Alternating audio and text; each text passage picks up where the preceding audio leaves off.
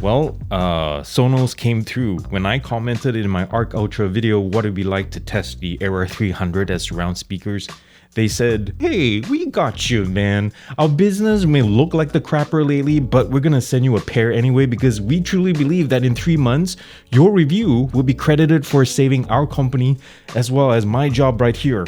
So thank you in advance, Aaron. You're amazing. You're like the best YouTuber ever."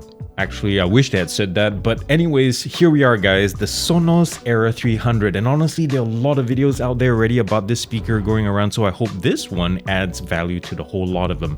But let's find out how these things fare both as surrounds as well as standalone speakers.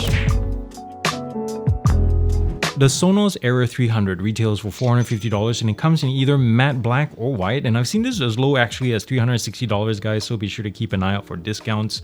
I'll include the buy links down below in case you want one. 6 drivers on board, each with their own Class D amps, 2 side firing tweeters, 2 woofers for stereo separation, 1 top firing tweeter for Atmos high effects, and the center channel is handled by a forward facing mid tweeter. Now this thing internally is roughly the same as the Arc Ultra. It has the same quad core processors running at 1.9 gigahertz and also RAM storage and all that. The weight on this thing is just shy of 4.5 kilograms. It's hefty for sure, and definitely not portable, but it's very solid. Connectivity options include Wi-Fi, Bluetooth 5.3. There is no Google Assistant support. If you're looking for that, you're probably SOL there. Power consumption, I saw this around 1.6 watts at idle and around 9.2 watts at say 65% volume for what it's worth. At the top here, you can see how this design is concave right here. The build quality on this thing, as a lot of Sonos products, are fantastic. Really nicely put together. Capacitive touch controls, pause, play, forward, backward, all of the adjacent LED lights here. And then at the front, the grille is clean as well. And the back, it's clean, a little bit too clean in my opinion. There's not much connectivity ports, power, USB-C, and the toggle for the mic, onboard mic on and off, and the Bluetooth pairing button right there. And at the bottom, very nice and clean. A couple of rubberized feet here, very solid ones, and mounting points for either the stand or wall mount.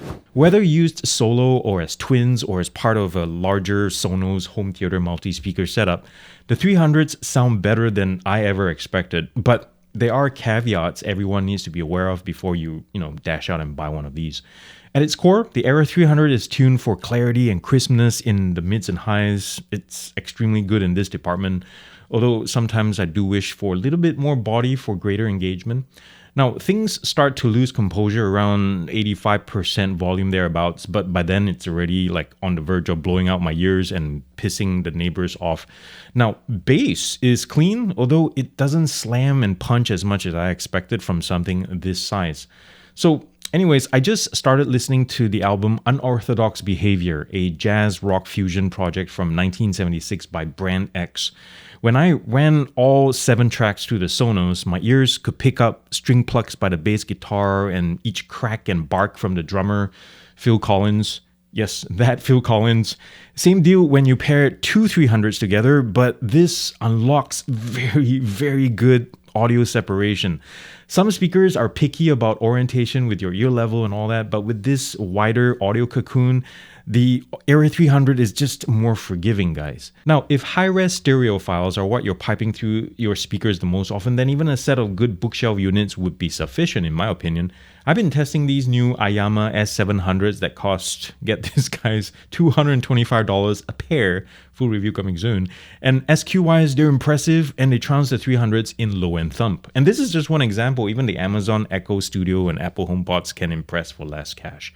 But on the flip side, where the 300s take some points back for Sonos is with Atmos content. The 6 drivers on board eat that stuff up for breakfast and then spit them out across the room in a convincing spatial spread. Even with that much information to play and process in the background, audio remains dynamic and rich without being exhausting. And that ain't all. Purposing the 300s as rear surrounds with an Atmos-capable Sonos soundbar and subwoofer shows how versatile the 300 truly is. And together, they perform better than they should. As I said before, among probably the top 2 or 3 of its kind on sale like right now. Although, in this case, I believe the 300 is overqualified and overpriced for the job. Like when connected as surrounds, the front-firing drivers are actually turned off, so they never sound complete to my ears. So the Ayamas that I mentioned before, they look like your generic rectangular box and everything. But this thing, it looks like a cross between a talking drum and a wormhole. It looks different in a good way, be it sitting on a desk or prop on a stand somewhere or mounted on a wall. And in white especially, this thing just lifts your room and matches nicely with other Sonos components. 3 words: expensive as heck. For the next con, I was going to say that the Era 300 can't be connected to a TV without a Sonos soundbar as a central hub. It's both limiting as well as potentially expensive. And it's still true, and it really holds back how people might want to build their home theater systems, you know? I mean, for Sonos to say, hey, we're all about modularity within the ecosystem and all that, and then requiring the soundbar to be the primary command center, is something folks have been like complaining about forever.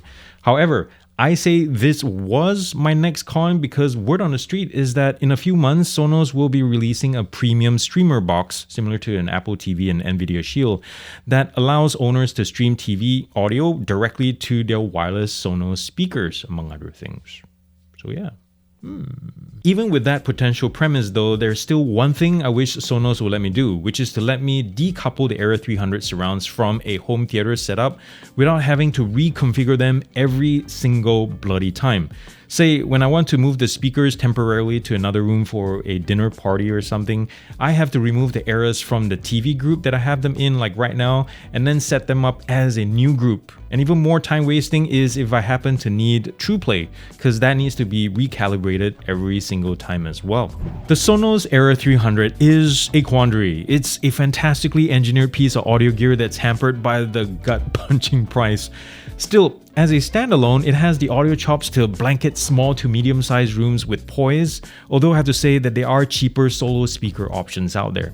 As a pair of stereo speakers, it has the ability to blow many premium and even I dare say some high-end brands out of water in medium to large rooms, especially with Atmos content. As rear surrounds, they're great but way underutilized, so something like the cheaper Era 100s are probably a better bet. Well, that's it for my take on the Sonos Era 300, and I hope you like this. And if you'd like to see more content like this, if you'd like to see Sonos send me more stuff in the future, like their streamer box or something, you know what to do. Subscribe, like, and reshare this with your friends. And remember to do something loving and kind for somebody in this world, guys, because guess what? If you haven't seen the news, the world needs it more than ever, and it starts with you, believe it or not. I love you very much. Peace out and God bless.